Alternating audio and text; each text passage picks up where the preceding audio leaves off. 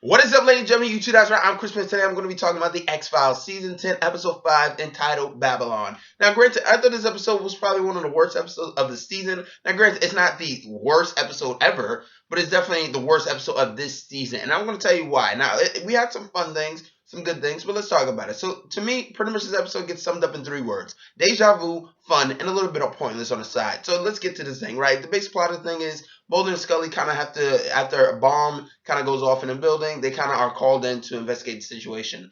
And that's kind of where the problem is. Now, granted, they meet their doppelgangers, Agent, Einstein and Miller, and they're kind of like them in a different way. But the thing is, and that's cool, they're doppelgangers, right? I thought that was kind of an interesting thing. The problem is, I didn't feel like there was any point to having Mulder and Scully on this entire mission. They almost seemed like they were bosses behind the desk, like a chief at a police station, doing really nothing, and almost kind of seemed pointless. It's like they were just handing out missions of sorts. They kind of seemed like the old people that were just like advising the situation.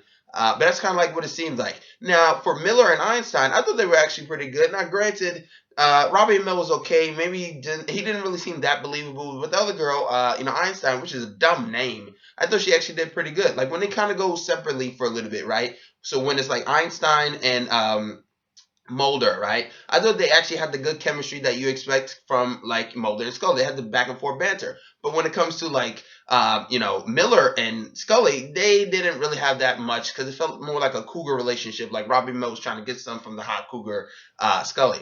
Now, granted, this episode deals with a lot of terrorism and Islamic stuff. Now, granted, this episode almost could have been called Islamic phobia because instead of titled in Babylon, because I feel like this episode just seemed outdated and it seemed unnecessary to have like the terrorism thing. Now, granted, terrorism is still going on. I just felt like there was really no point. Also, look, Chris Carter, he directed this episode, and everybody knows Chris Carter's not the best when it comes to directing. They've said some people call this episode the Phantom Menace, or at least this season the Phantom Menace, really. So for me personally, I honestly believe, Chris Carter was actually on drugs when he kind of came up with this episode. Because for one, when he probably took an acid trip himself, he probably was just like, I got this great idea.